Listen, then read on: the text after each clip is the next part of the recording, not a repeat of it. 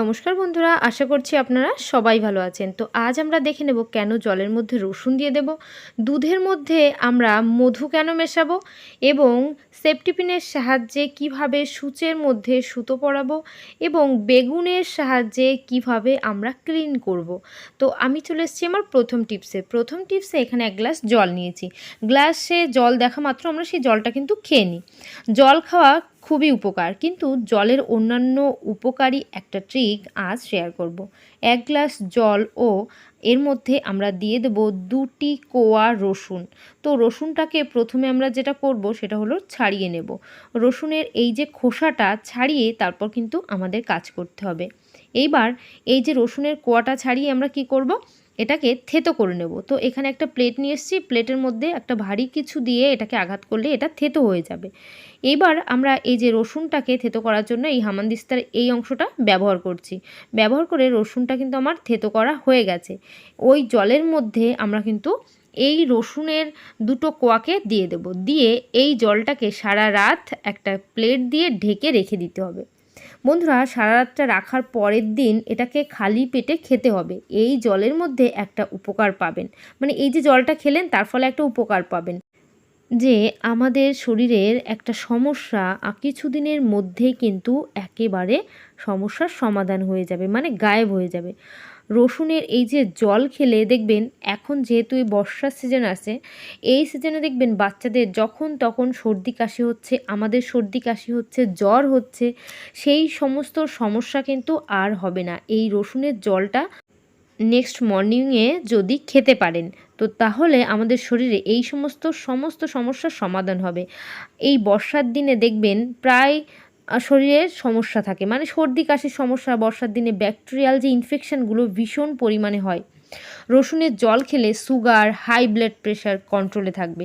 ক্যান্সারের মতো ভয়ানক রোগও সামান্য এই জলে কন্ট্রোল হতে পারে। যাদের হজম ক্ষমতা ভালো নয় তাদেরও কিন্তু হজম ক্ষমতা মজবুত হয়ে যাবে। ওজন কমাতে সাহায্য করবে। পিরিয়ডের সময় মহিলাদের যে পেটে ব্যথা হয়, সেই পেটে ব্যথা থেকে রেহাই পেয়ে যাবেন। তো বন্ধুরা, এই জল অমৃতের মতো কিন্তু কাজ করবে। আজ থেকে এই জল অবশ্যই খাওয়া শুরু করে দেবেন। আশা করছি টিপসটা অনেকটা ভালো লেগেছে। চলে এলাম পরবর্তী টিপসে বন্ধুরা, আমরা যখন সুতো ব্যবহার করি, মানে সূচ যদি ছোট হয়, সেই সূচের মধ্যে সুতো পরানো একটা সমস্যার ব্যাপার হয়ে যায়। তো আমরা কিভাবে এই সুতোর মধ্যে, মানে সূচের মধ্যে সুতোটা ভরাতে পারবো, সে একটা সেফটি পিনের সাহায্যে আমরা এমন একটা টুল তৈরি করব যেটা বাজার থেকে কেনা প্রয়োজন হবে না। বাড়িতে থাকা জিনিস দিয়ে সেই টুলটা রেডি করতে পারবো। এখানে আছে একটা তামার তার। এরকম একটা তামার তার দেখবেন, যে কোনো কারেন্টের তার, সেটাকে পুড়িয়ে টান দেবেন, এরকম ভেতর থেকে তামার তার বেরিয়ে যায়। অথবা চার্জার, সে চার্জারটাও পুড়িয়ে টান দিলে তামার তার বেরিয়ে যাবে। সেই তামার তার আর নেবেন সেলোটেপ। এটার সাহায্যে কিন্তু দারুণ একটা টুল তৈরি করব, যার ফলে বাড়িতে বয়স্ক কেউ থাকলেও তারাও কিন্তু ইজিভাবে সূচের মধ্যে সুতো পরাতে পারবেন। এখানে আমি তামার তারটাকে ছোট ভাঁজ করে নিয়েছি। এইবার সেফটি পিনের পেছন দিকে এইভাবে নিয়ে নিলাম। নিয়ে সেলোটেপের সাহায্যে কিন্তু এটাকে সেট করে দিতে হবে। তো বন্ধুরা, এরকম সেফটি পিনের মধ্যে এই তারটাকে সেট করে দিলে এটা কিন্তু এইভাবেই থাকবে, এটা নষ্ট হবে না। কারণ এই জিনিসটা এমনই একটা সুন্দর জিনিস, একবার দেখলে আপনারা বুঝতে পারবেন কতটা প্রয়োজনীয়। বাড়িতে ছোট, মানে বয়স্ক কেউ হোক, আর আমরা যারা এই সূচের মধ্যে সুতো পরাতে একটু প্রবলেম হয়, মানে আইসাইড একটু উইক আছে, তারা দেখবেন ইজিভাবে এই টুলটার সাহায্যে সূচের মধ্যে সুতো পরিয়ে নিতে পারবেন। তো এই যে টুলটা তৈরি করলাম, এটা যেহেতু তামার তার অনেকটা সরু, সূচের পেছনে খুব ইজিভাবে কিন্তু চলে যাবে। এবার এই সূচের পেছন দিকে যখন চলে যাবে, যাওয়ার ফলে এই যে তামার তারটার পেছনে একটা বড় জায়গা রেখেছি। এই যে দেখেন কিভাবে আমি কাজটা করছি। এইভাবে সূচের পেছনে ভরে নিলেন। ভরে এই যে তামার তারের এই মাথায় কিন্তু বড় একটা ছিদ্র আছে, এই ছিদ্রের মধ্যে সুতো ভরে নেবেন। ভরে এইভাবে হালকাভাবে টান দিলেই কিন্তু সুতোটা বেরিয়ে আসবে। দেখতে পাচ্ছেন কতটা ইজিভাবে আমি সূচের মধ্যে সুতোটা পরিয়ে নিলাম। তো বন্ধুরা, আপনারাও বাড়িতে অবশ্যই কিন্তু এরকম একটা টুল তৈরি করে রাখবেন। আশা করছি আমার এই টিপসটা আপনাদের অনেকটা কাজে আসবে। আমার এই ভিডিও যদি ভালো লাগে অবশ্যই কমেন্ট করবেন। তো চলে যাব পরবর্তী টিপসে। এখানে আছে দুধ।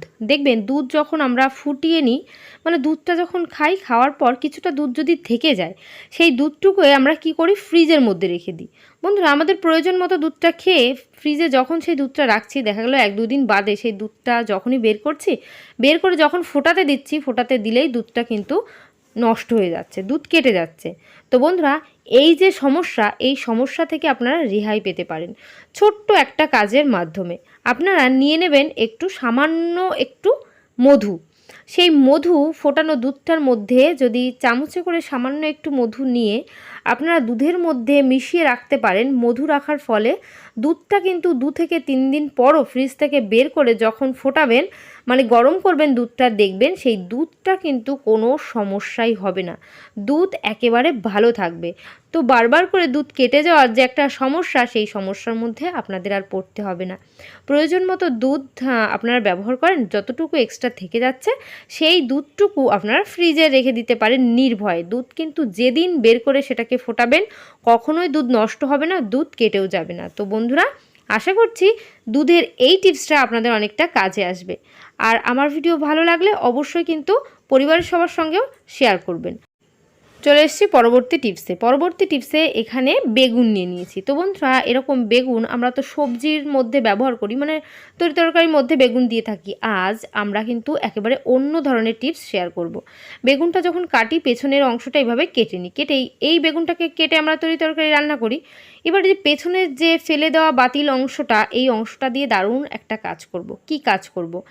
এবার এই যে বেগুনের যে পেছনের অংশটা, এর মধ্যে দিয়ে দেবো কোলগেট। তো বন্ধুরা আমরা এর মধ্যে একটু কোলগেট দিয়ে নিচ্ছি। কোলগেট দিয়ে এটা কিন্তু দারুণ একটা ক্লিনিংয়ের কাজ করতে পারবো। তো কি কাজ করব? তার আগে আমরা এই বেগুনের নিচের অংশটার মধ্যে কোলগেটটা চারিদিকে ছড়িয়ে দিচ্ছি। ছড়িয়ে দেওয়ার পর আমরা চলে যাব ওয়াশ বেসিনের কাছে।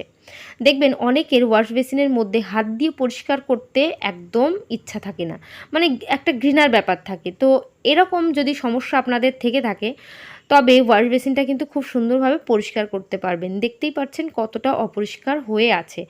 এইবার এই যে একটা ব্রাশ মতো তৈরি হয়ে গেল, মানে এই যে বেগুনের পেছনের অংশটা নিলাম, এই অংশটা দিয়ে আমরা যদি এইভাবে ঘষে নিই, তাহলে কিন্তু এই কোলগেটের ফলে খুব সুন্দরভাবে এটা পরিষ্কার হবে। যেহেতু এর বোটাটা আছে, বোটাটা ধরে খুব সুন্দরভাবে এর মধ্যে হাতটাও লাগবে না। এইভাবে কিন্তু আমাদের ওয়াশ বেসিনটাকে আমরা খুব সুন্দরভাবে পরিষ্কার করে নিতে পারবো।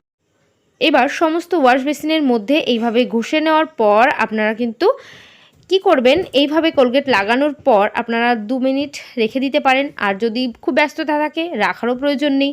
আপনারা এইভাবে ঘষে তারপর প্লেন জলে এটাকে ধুয়ে নেবেন। বন্ধুরা প্লেন জলে ধুয়ে দেখতে পাবেন ওয়াশ বেসিনটা কতটা পরিষ্কার পরিচ্ছন্ন হয়েছে। তো আমি এইবার এটাকে জলে ধুয়ে নিচ্ছি। ধোয়ার পরে আপনাদের দেখিয়ে দিচ্ছি যে কতটা পরিষ্কার হয়েছে। প্রথম অবস্থায় কতটা নোংরা ছিল, এখন কতটা পরিষ্কার চকচক করছে।